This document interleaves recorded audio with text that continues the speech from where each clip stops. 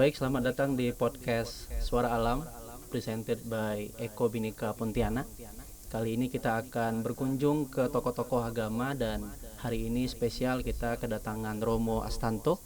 Selamat datang Romo di studio podcast kita. Terima kasih. Ya, kali ini kita akan berbicara tentang kerukunan beragama dan kelestarian lingkungan. Nah, podcast ini akan mendatangi dan berkunjung ke tokoh-tokoh agama untuk membicarakan bagaimana kerukunan beragama itu juga satu tarikan nafas dengan melestarikan alam sebagai tempat tinggal kita dan tempat kita diperintahkan oleh Tuhan untuk mengembirakan dan membesarkannya. Nah, kali ini kita bersama Romo Astanto, Romo Julianus Astanto Adi. Nama yang cukup panjang dan bermakna pastinya, tapi kita panggil supaya lebih akrab dengan Romo Astanto. Selamat datang Romo. Terima kasih. Bagaimana kabarnya Romo? Baik-baik, sehat. Sesuai dengan mimik wajah dan tubuh yang bugar ya. Ya, saya selalu tampil gembira. Baik Romo. Kita ingin bicara tentang masa kecilnya Romo dulu supaya kita lebih dekat dengan Romo Astanto. Romo lahir di Pare, Kediri, lalu ditahbiskan tahun 92 dan SMP sekarang di Pontianak. Nah, bisa cerita sedikit Romo tentang masa kecil dan akhirnya menjadi pastor dan mengabdikan diri untuk jemaat. Ya, saya lahir di Pare 58 tahun yang lalu. Bapak saya seorang guru dan sekolah kami itu dekat, sekolah negeri. Lalu ya saya sampai SD di Gedang Sewu, tapi lalu SMP saya di Pare, SMP Katolik Yohanes Gabriel. Nah, baru setelah selesai dari SMP saya mengembara ke Blitar di desa kecil Garum untuk masuk seminari, mengawali perjalanan imamat, boleh dikata begitu. Nah, lalu setelah itu baru ke ke Malang untuk pendidikan perguruan tinggi, dan seperti dikatakan tadi tahun 92 saya ditahbiskan. Berarti sudah 30 tahun. Betul. Sudah 30 ya, tahun. Juli yang lalu, akhir Juli yang lalu. Baik. Selama 30 tahun menjadi pastor Romo, tentu banyak pesan-pesan baik itu teologis maupun moral yang disampaikan kepada jemaat.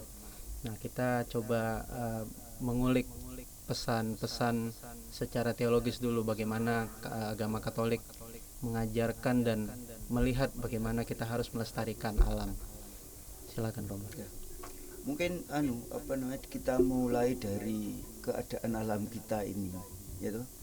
Dulu saya masih ingat di kampungku itu ada, di depan rumah itu ada sekarang bahasanya itu got gitu ya, tapi sebenarnya kalau kami bilang itu kalen, karena bukan hanya tempat pembuangan limbah-limbah keluarga, tapi dulu pernah mengalirkan air yang begitu jernih. Sekarang ini sama sekali tidak ada. Malah tidak ada airnya atau tidak ada gotnya itu tadi? Tidak ada airnya. Malah ibu cerita, selain kalau kemarau begini baunya busuk, tapi juga kalau musim hujan bisa air begitu. Nah, maka keadaan ini desa kecil, ya. Nah, kalau kita ke Kalimantan ini malah lebih ngeri lagi. Nah, maka saya mau bercerita ini mau mengatakan begini, gereja pun menaruh perhatian pada masalah alam. Nah, apa dasar teologinya kan gitu kan? Saya kira di awal kitab suci kami itu, yang mungkin tidak tahu apakah di Muslim juga ada cerita tentang kisah penciptaan. Kan dunia ini digambarkan oleh sastra, boleh dikata begitu, dengan cerita penciptaan selama 6 hari. Nah, termasuk penciptaan manusia. Kalau melihat cerita itu, manusia itu diciptakan pada hari terakhir, hari ke-6 setelah alam ciptaan ini siap semua. Nah, apa artinya? Ya, manusia itu ditempatkan dalam kesatuan dengan alam semesta ini. Maka ketika alamnya rusak, ya ini mengganggu martabat manusia yang adalah ciptaan Allah. gitu. Nah karena itu ya, kalau melihat juga kitab suci, seringkali alam itu dipakai untuk memuji Allah, dipakai untuk meluhurkan Allah. Misalnya, pujilah Allah segala langit yang tinggal di langit, pujilah Allah lautan dan segala yang tinggal di dalamnya, dan seterusnya dan seterusnya. Nah, kitab suci menggunakan alam itu untuk itu tadi, suatu pujian kepada Allah. Nah, berikutnya kalau ini lepas dari kitab suci itu, para teolog itu mengatakan bahwa Allah itu kan selalu mengungkapkan dirinya dan kehendaknya. Kitab suci itu adalah pewahyuan secara khusus, begitu kan? Nah, Allah itu juga mewahyukan diri secara umum lewat alam itu. Ketika melihat keindahan alam, siapa ini yang menciptakan ini? Nah, lalu alam itu membantu kita untuk mengetahui yang adi, yang apa nih, bukan nama kuliah. Tapi adi itu kan memang berada yang luhur, yang baik, yang luar biasa, gitu.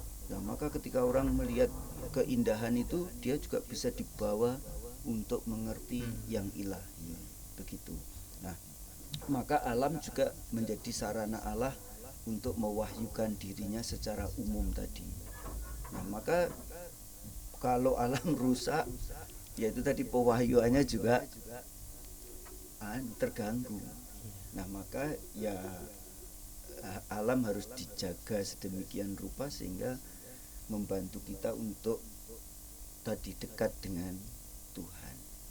Kira-kira secara singkat aku bisa mengatakan itu, meskipun mungkin kalau dibahas mungkin nggak cukup episode pertama ini ya Romo. Betul. Karena apa, seperti saya kebetulan bawa buku ya. Baik. Ini buku tentang lingkungan hidup seri dokumen gereja. Ini ada dokumen-dokumen yang dikeluarkan oleh gereja yang berkenaan dengan alam, lingkungan hidup. Ya, jadi gereja itu sudah memberi concern terhadap lingkungan hidup itu sejak yang dikeluarkan pertama itu tahun 71. Ya.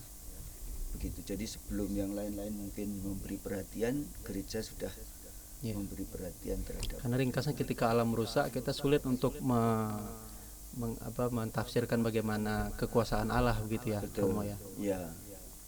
Ya. Karena itu salah satu sarana kita untuk mengingat bahwa kita adalah ciptaan dan kita adalah manusia, begitu. Betul. Kerusakan alam juga akhirnya memberi pengaruh kepada martabat manusia. Iya. Contoh misalnya dulu di Sungai Melawi ini, aku kaget ada ibu-ibu itu dari perahu itu loh, dia ngambil air begitu lalu diminum. Padahal air Sungai Melawi itu seperti kopi susu kan? Air gambut. Oh iya. Dan mengapa dia begitu? Karena ya mungkin dulu waktu kecilnya sungai itu begitu bersih.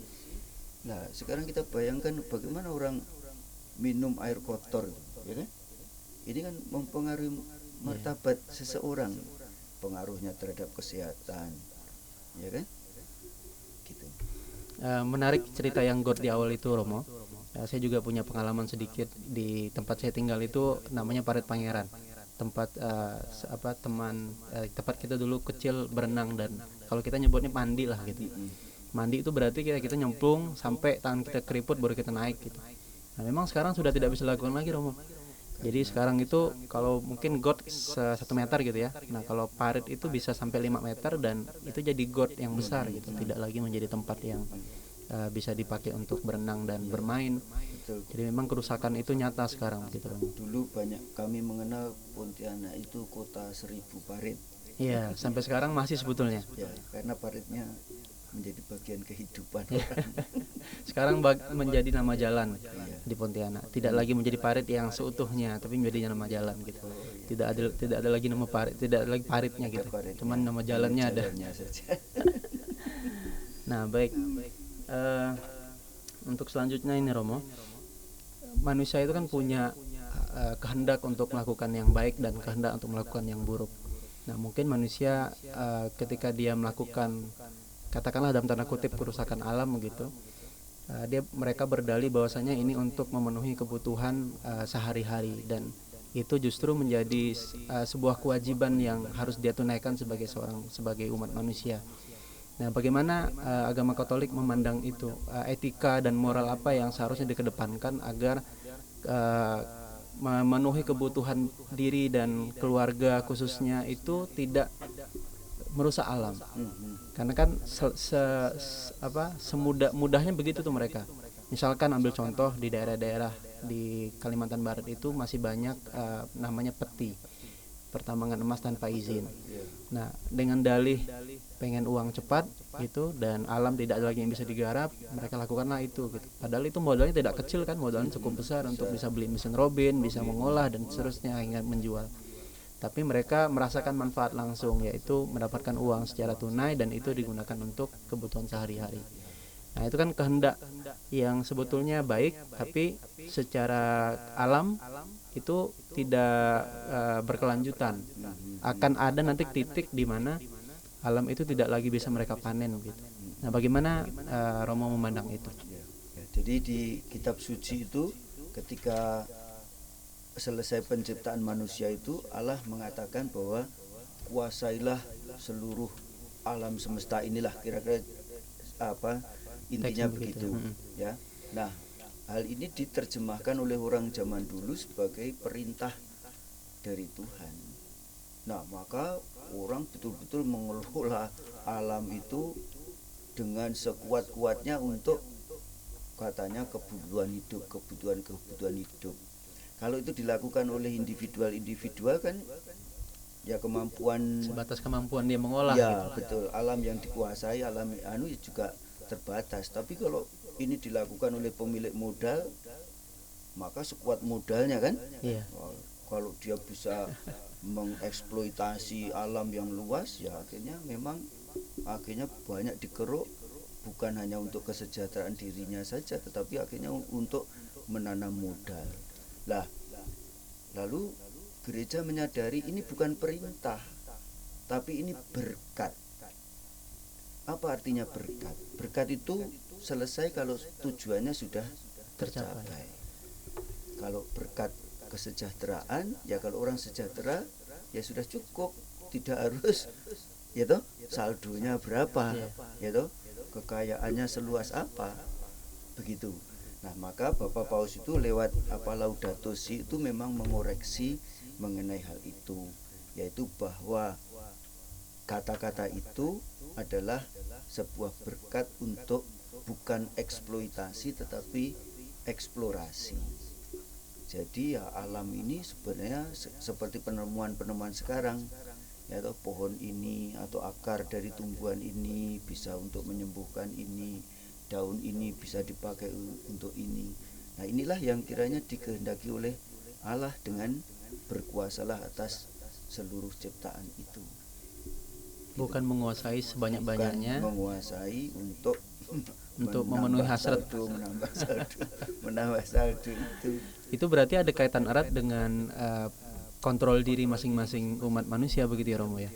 Nah, jadi gereja mengungkapkan bahwa orang harus menyadari etika sosial atas ciptaan. Apa etika sosial? Etika sosial itu mengatakan bahwa seluruh ciptaan ini harus dipakai untuk kesejahteraan orang. Jadi bagi orang yang punya banyak, ya, apa yang dia miliki itu tidak pertama-tama untuk dirinya semua, gitu. Untuk dirinya secukupnya bila dia sudah sejahtera. Sisa dari itu harus dimanfaatkan untuk kesejahteraan orang-orang yang belum sejahtera. Ada hak orang lain di kelebihan yang dititipkan oleh Allah kepada si umat manusia itu begitu ya. Ya. Dengan begitu keseimbangan bisa terjadi gitu ya Romo. Betul. Ya. Jadi ya sebenarnya setiap orang yang punya kekayaan itu punya kewajiban untuk menggunakan apa yang dia miliki untuk kesejahteraan orang lain itu. Karena memang sejak dulu sebetulnya entitas agama itu sudah masuk ke daerah-daerah pelosok di seluruh dunia, bahkan di Indonesia.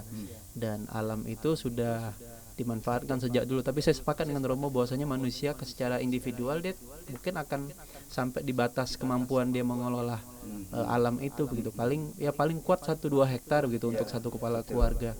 Tidak akan merusak alam secara massal, ya. Masif, ya betul. Dengan dalih pertumbuhan ekonomi justru malah mengenyangkan beberapa orang dan segelintir orang saja, bukan seluruh umat manusia.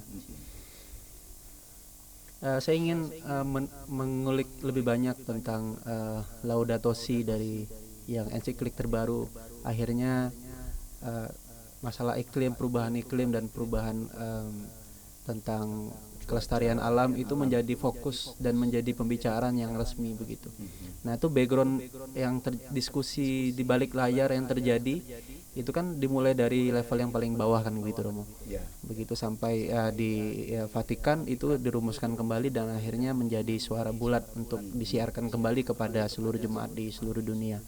Nah, itu bagaimana keresahan apa dan kegelisahan apa sih yang dirasakan oleh gereja-gereja di seluruh Indonesia atau seluruh dunia bahkan, sehingga pimpinan tertinggi berbicara tentang kelestarian alam dan perubahan iklim begitu.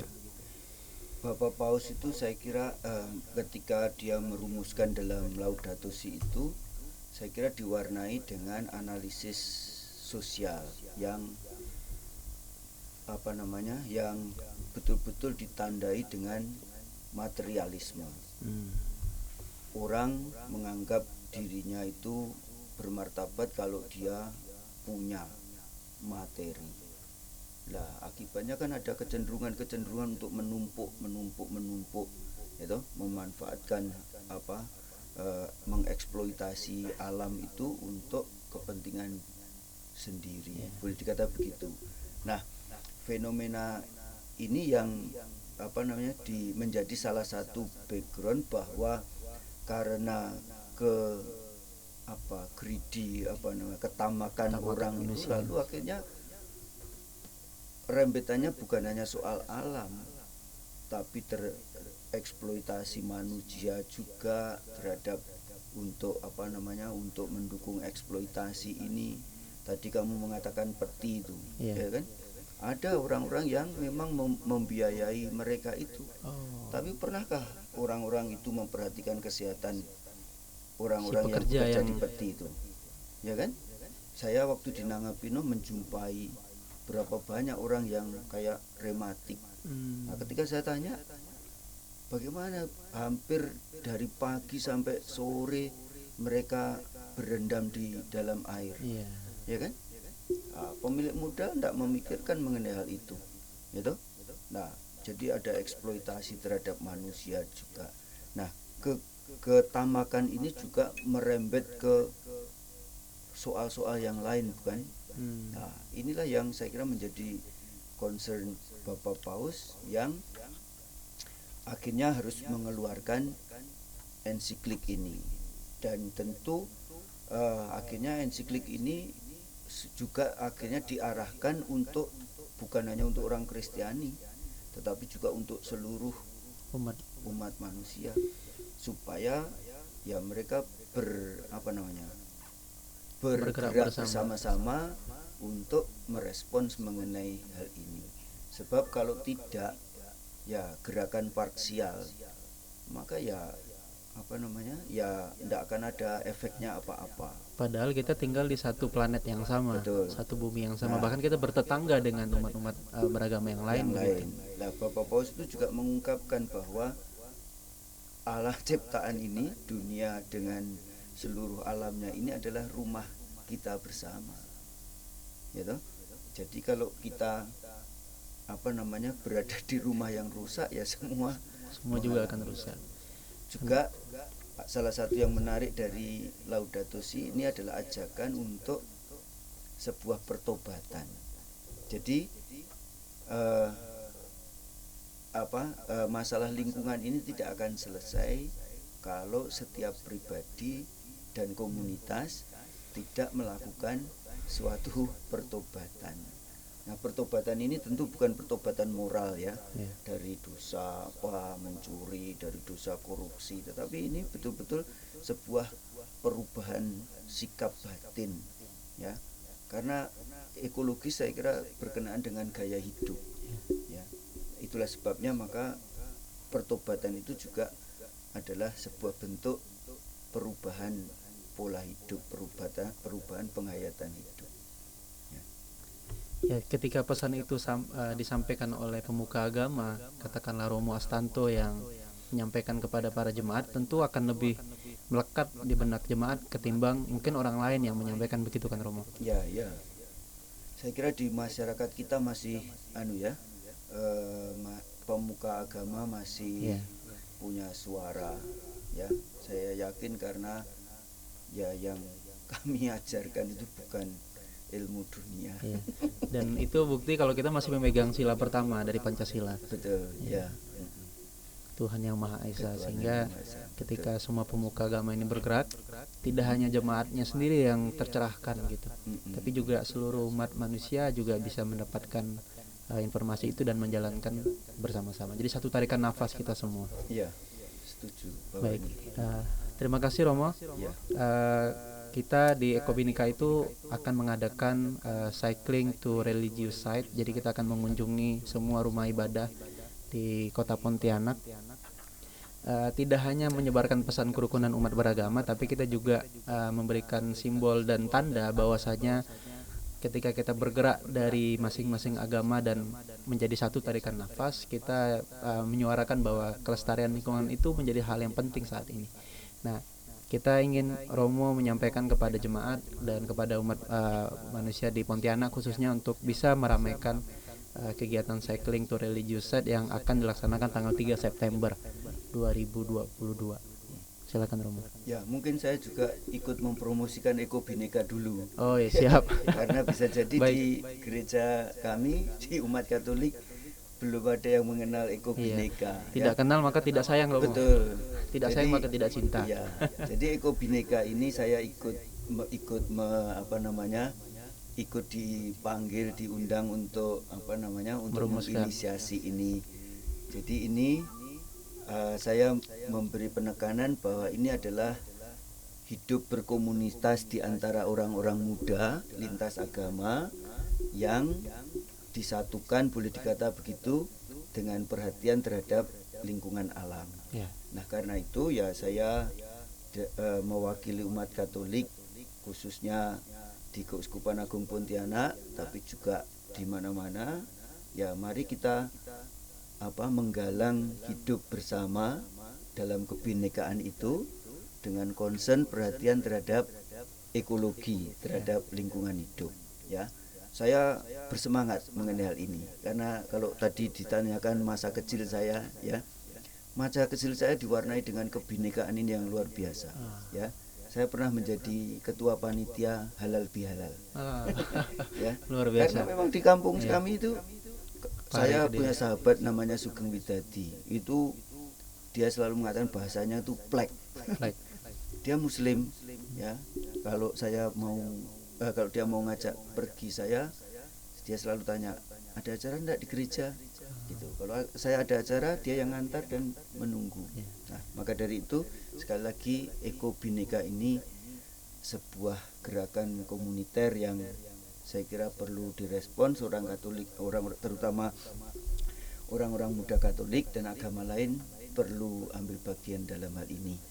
Dan berkenaan dengan program Eco Cycling itu, ya, cycling to religious site. Cycling to Jadi kita religious site bersepeda ini, betul. Dari satu rumah ibadah ke rumah ibadah yang lain. Ya, ini program yang sangat menarik menurut saya, ya, karena ya kelihatan kebersamaan sebagai kebinekaan, lalu juga perhatian terhadap rumah-rumah ibadat yang seringkali dianggap bagi orang pemeluk agama lain itu gereja itu misalnya seperti tempat yang terisolir begitulah, ya kan? Jangan-jangan juga masjid itu tempat yang sangat sakral bagi orang Katolik yang harus dijauhi, jangan-jangan begitu kan? Nah, maka usaha ini adalah usaha untuk mendekatkan yang jelas-jelas orang-orang muda itu supaya akrab dengan dengan tempat-tempat ibadat agama-agama lain, ya. Saya sangat mendukung hal itu. Nah, karena itu kalau siapapun yang mendengar, terutama juga UMK di paroki-paroki itu, ya nanti tanggal 3 September. 3 September ayo kita ikuti, dimulai dari Masjid Mujahidin ya, jam 5.30 pagi ya. Semoga saya akan hadir di situ sebelum jam itu ya. Nanti Romo pakai sepeda juga ya? Saya ada sepeda. Katanya ada 2 sepeda, jadi akan saya kendarai semua. Tidak hanya satu saja, satunya bisa dipinjam oleh orang lain. Saya kira satu sepeda di sisi kanan, satu sepeda di sisi kiri. Itulah, gitu. Saya di tengah-tengah, ya kan? Ya, jadi itu program yang sangat bagus. Syukur nanti dilanjutkan dengan misalnya kalau halal bihalal UMK paroki-paroki di Pontianak, ya toh, ikut mengatur parkir di agama lain. Ini akan menjadi sesuatu yang menarik. Ya. Baik, terima kasih Romo Astanto atas perbincangan yang cukup menarik, singkat, padat, tapi sangat berisi. Semoga kita yang mendengarkan ini podcast Suara Alam bisa mendapatkan sesuatu, mendapatkan berkat juga terhadap apa yang kita obrolkan hari ini, sehingga langkah kecil yang kita lakukan, sesederhana tidak membuang sampah sembarangan, sesederhana menjaga agar saluran air di depan rumah kita, depan kos kita, depan kita tetap jalan dengan baik, itu bisa membawa dampak yang besar bagi kelestarian alam di bumi, khususnya di Indonesia. Baik, kita akhiri. Terima kasih banyak sekali lagi Romo Astanto. Mudah-mudahan ini kita bisa bertemu kembali lagi nanti, terutama di tanggal 3 September. Kita bersepeda bersama. Ya. Ini kalau misalkan capek boleh berhenti nyinggah di warung kopi gitu ya. Kalau sepeda kan rute Mujahidin, terus ke GKE Pintu Elok ya. Terus udah ke Vihara. Ya pokoknya kita melewati Ayani begitu sampai ke ujung. Itu kan pasti ada warung-warung kopi begitu ya, Romo Astanto ya. Ya, Mungkin kita singgah dulu sebentar. Minum kopi di Keluarga Kudus juga boleh. Saya sudah ngomong ke pengurus, kalau suatu kali ngopi di warung kopi boleh saya ditelepon. Kalau saya kosong, saya akan. Saya khawatir nanti berangkat 100 sepeda, nanti yang pulang tinggal 50. Selebihnya nyangkut di warung kopi gitu. Baik, terima kasih, sampai ketemu nanti di tanggal 3 September rekan-rekan di acara Cycling to Religious Site, dan sampai ketemu lagi nanti di episode selanjutnya di podcast Suara Alam bersama Eko Bhinneka Pontianak. Terima kasih.